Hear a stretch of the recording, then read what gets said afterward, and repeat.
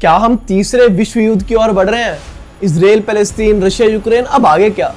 भारत को इससे कैसे फर्क पड़ता है? और आज की मीडिया का सबसे इंपॉर्टेंट सवाल, क्या मोदी जी ये वॉर रुकवा सकते हैं? आज इन्हीं कुछ सवालों पर हम ऑल्टर ओपिनियन की 5वीं वीडियो में बात करेंगे। आर्टिकल्स के लिंक डिस्क्रिप्शन में है। तो जहां से कहानी शुरू होती है हम भी वहीं से शुरू करेंगे। 19वीं सेंचुरी में भारत पर अंग्रेजों का राज था और उस समय सेंट्रल एशिया में दो बड़ी ताकतें आमने सामने थी, एक रशिया और दूसरा ब्रिटिश एम्पायर। और इस पावर और इन्फ्लुएंस की लड़ाई की वजह से इसे द ग्रेट वॉर कहा गया। और इतना ही नहीं, दोनों बड़े देश सेंट्रल एशिया पर कब्जा चाहते थे और उनके दो प्राइमरी टारगेट्स, एक अफगानिस्तान और दूसरा इंडिया। रशिया के सार निकोलस वन ने एक बहुत फेमस स्टेटमेंट दिया, the one who controls seas controls India and the one who controls India controls the whole world. यानी कि जो भारत पर राज करेगा वो पूरी दुनिया पर राज करेगा और जो समुद्र पर राज करेगा वो भारत पर राज करेगा। मुगलों ने हमें सुंदर नक्काशी और पत्थर तो दिए, पर कहीं ना कहीं वो हमें एक नेवी नहीं दे पाए। छत्रपति शिवाजी महाराज ने भारत को एक इकलौती नेवी दी। उस समय वर्ल्ड वॉर 2 हुआ और ब्रिटिशर्स काफ़ी कुछ हार गए, जिस कारण उन्हें वापस भारत से सब कुछ छोड़ छाड़ कर जाना पड़ा। और उसी तरफ यूएसएसआर में रशियन रेवोल्यूशन हुआ और सार को निकालकर स्टालिन पावर में आया। और यहाँ एंट्री होती है दुनिया के सबसे इन्फ्लुएंशियल देश की, यूएसए, जहाँ एक तरफ स्टालिन कम्युनिज्म फैलाना चाहता था, वहीं दूसरी तरफ यूएसए कैपिटलिज्म। यूरोप का डाउनफॉल यूएसए के लिए एक उम्मीद था। यूएस ने यूके के रिवाइवल के लिए मार्शल प्लान लॉन्च किया, जिसे यूरोपियन रिकवरी प्रोग्राम भी कहा गया।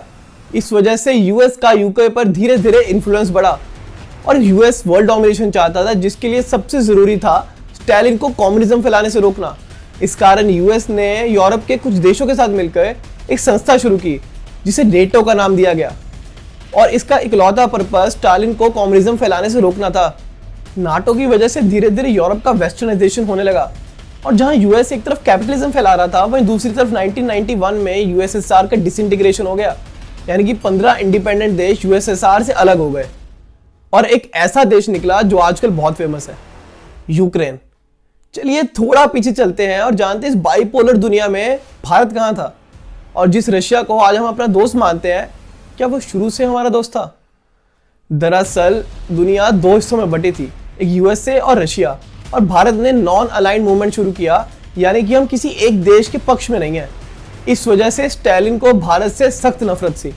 वहीं दूसरी तरफ यूएसए भारत को PL 480 के नाम से एक फूड एड भेजता था। जब 1965 की वॉर हुई तब यूएसए ने भारत का सपोर्ट नहीं किया। और इतना ही नहीं, 1971 की वॉर में यूएसए ने पाकिस्तान का सपोर्ट किया और यूएसए ने अपनी सबसे बड़ी फ्लीट बे ऑफ बंगाल में भेजी। और इंदिरा गांधी ने हाथ पैर मारे और कहीं ना कहीं से यूएसएसआर का सपोर्ट ले आई, जिस वजह से हम 1971 में बांग्लादेश का लिबरेशन कर पाए। और यहां से शुरू होती है इंडिया रशिया फ्रेंडशिप की, जिसे ट्रीटी ऑफ फ्रेंडशिप कहा गया। 1991 में जब यूएसएसआर अलग हुआ तो ज्यादातर एक्सपोर्ट के लिए भारत उन्हीं पर निर्भर था और इसी वजह से भारत में इकोनॉमिक क्राइसिस आया और भारत को मजबूरी में लिबरलाइज और ग्लोबलाइज करना पड़ा। अब जब नेटो सिर्फ यूएसएसआर के लिए शुरू हुआ और यूएसएसआर तो खत्म हो गया, तो नेटो क्यों चलता गया? दरअसल यूएस ने रशिया के अगेंस्ट एक प्रोपेगेंडा फैलाया कि रशिया यूरोप पर कब्जा करना चाहता है और इसी डर की वजह से नेटो में यूरोप के और कई छोटे छोटे देश मिले। अब नेटो के पास एक नया मोटिव था और ये मोटिव आज तक चलता आ रहा है। चलिए बात करते हैं रशिया यूक्रेन वॉर की। दरअसल रशिया में कोई भी वार्म वाटर पोर्ट्स नहीं था। दरअसल पोर्ट दो तरह के होते हैं, एक कोल्ड वाटर जो कि सर्दियों में बर्फ जमने की वजह से बंद हो जाते हैं और दूसरे वार्म वाटर पोर्ट्स। रशिया का इकलौता वार्म वाटर पोर्ट जर्मनी की एक एनक्लेव में था और क्रीमिया एक डिस्प्यूटेड एरिया था और जहां पर काफी वार्म वाटर पोर्ट्स थे। रशिया ने नेशनल इंटरेस्ट के लिए क्रीमिया पर कब्जा कर लिया और इससे नेटो और ताकतवर हो गया और उनका नेक्स्ट टारगेट क्लियर था, यूक्रेन। और उन्हें यूक्रेन से कोई फर्क नहीं पड़ रहा था। इससे यूएस का मोटिव एक था, रशिया के बॉर्डर्स के और पास आना। अब क्योंकि रशिया अपने बॉर्डर सिक्योर करना चाहता था और जब उन्हें यूक्रेन की नेटो में जाने की प्रोबेबिलिटी बढ़ती दिखी तो उन्होंने यूक्रेन पर अटैक कर दिया।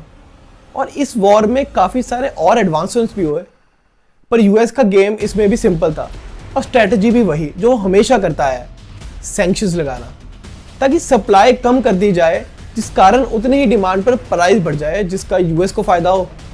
और इतना ही नहीं, रशिया को ग्लोबल बैंकिंग सिस्टम स्विफ्ट से हटा दिया गया, रशियन डिफेंस टेक्नोलॉजी पर बैन लगा दिया गया, और सिर्फ इतना ही नहीं, G7 ने $60 पर बैरल का एक अपर कैप लगा दिया ताकि रशिया की कमाई अगर हो भी तो बहुत लिमिटेड हो। अब जब चारों तरफ सैंक्शन लगा दिए जाएं तो जाहिर सी बात है रशिया हाथ पर हाथ धर के तो बैठेगा नहीं। उन्होंने अपने ऑल्टरनेटिव ढूंढने शुरू किए। जो हाई एंड टेक्नोलॉजी पहले यूएसए से आ रहा था और वो चाइना से आने लगा, और जो मैक्सिमम क्रूड ऑयल का एक्सपोर्ट बाकी देशों में हो रहा था उसका मैक्सिमम एक्सपोर्ट अब इंडिया और चाइना में होने लगा।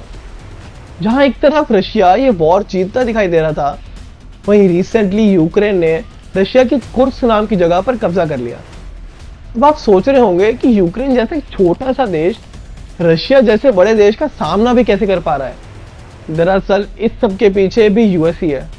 यूएसए लगातार हर साल मिलियंस ऑफ डॉलर यूक्रेन में पंप कर रहा है, और उसका रीजन सिंपल है। आपको लग रहा होगा कि इसके पीछे नेटो है, पर इसमें यूरोपियन देशों का उतना ही कंट्रीब्यूशन है जितना पाकिस्तान बैटिंग लाइनअप में बाबर आजम का, यानी कि ना के बराबर। अब जाहिर सी बात है जब इतना पैसा यूक्रेन में आ रहा है तो कुछ लोगों की जेब में भी जा रहा होगा, और कितने यूक्रेन के मिनिस्टर्स करप्शन स्कैंडल में पकड़े गए जो कि पैसा यूएसए से आ रहा था डिफेंस के लिए। जब रिसेंटली इस युद्ध के दौरान पीएम मोदी यूक्रेन गए तो मीडिया को एक नया मसाला मिला, और सभी न्यूज पर एक ही हेडलाइन था, can Modi stop the war. चलिए एक ऑल्टरनेटिव ओपिनियन एक्सप्लोर करते हैं। इस सवाल का उत्तर बहुत आसान है, पर उस उत्तर को जानने से पहले हमें यह देखना है कि रशिया के विरुद्ध आखिर लड़ कौन रहा है। क्या वो यूक्रेन है या यूएस? और यूएस भी नहीं, इनफैक्ट वो यूएस कॉरपोरेट्स हैं। जो डिफेंस कंपनीज इंडिया में HAL जैसी स्टेट ओन्ड हैं, यूएस में वो सारी कंपनीज प्राइवेटली मैनेज होती हैं। और इतना ही नहीं, यूएस एक ऐसा देश है जिसमें लॉबिंग तक लीगल है। लॉबिंग यानी कि ऐसा काम जिसमें कुछ प्राइवेट बिजनेसमैन साथ मिलकर एक लॉयर को हायर करें, और ताकि वो पॉलिसी मेकिंग में बदलाव ला पाए। यूक्रेन अगर आज चाहे भी तो अमेरिकन कॉर्पोरेट के डिसीजन के बिना ये वॉर नहीं रुक सकता। जब तक ये वॉर चलता रहेगा तब तक अमेरिकन कॉर्पोरेट्स डिफेंस इक्विपमेंट्स बेचकर कमाते रहेंगे। इनफैक्ट यूएस जैसी इकॉनमीज आज इतनी ज़्यादा स्टेबल है कि उनकी ग्रोथ के लिए अब सिर्फ एक ही पैरामीटर है कि दूसरों के मुद्दों में खुद को इन्वॉल्व करना। वरना आप खुद ही सोचिए, ताइवान की सॉवरेनिटी से यूएस को क्या ही फर्क पड़ता है। इन्हें कहीं ना कहीं से कभी ना कभी बस लड़ाई चाहिए। पहले अफगानिस्तान में घुस गए और जम के अपने डिफेंस इक्विपमेंट्स बेचे। इनफैक्ट जब अफगानिस्तान में शुरू में गए तो उन्हें कोई मुद्दा नहीं मिला, तो यूएस ने इराक के लिए फेक प्रोपेगेंडा चलाया कि इराक में न्यूक्लियर वेपन्स बन रहे हैं, और उन्होंने वही किया जो वो करते आए हैं, इराक में लड़ाई के लिए घुस गए। यूएस को एक कठपुतली चाहिए, पहले पाकिस्तान तो अब यूक्रेन। जब अफगानिस्तान पर अटैक कर रहे थे तो पाकिस्तान के ढेर सारे मिलिट्री बेस, एयर बेस और बंकर यूएस ने लीज पे लिए, और अफगानिस्तान से निकलते ही वो सारे कॉन्ट्रैक्ट खत्म, और उसी समय से पाकिस्तान का डाउनफॉल शुरू हो गया।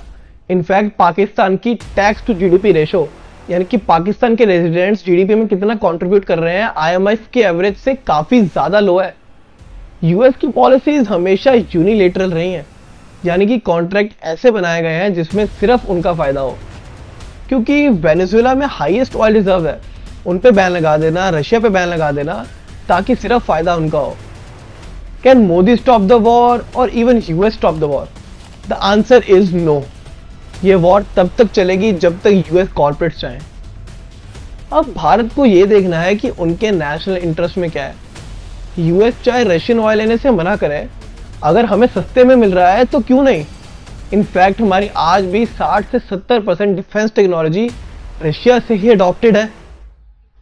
यूएस भारत को डिफेंस इक्विपमेंट्स तो दे देगा, मगर उसकी टेक्नोलॉजी नहीं। आज के लिए बस इतना ही। हम ऐसे ही पॉपुलर टॉपिक्स पर अनपॉपुलर और ऑल्टरनेटिव ओपिनियंस लाते रहेंगे। अपना ऑल्टरनेटिव ओपिनियन कमेंट्स में ज़रूर लिखना। अच्छा लगे तो लाइक और सब्सक्राइब करना। शुक्रिया।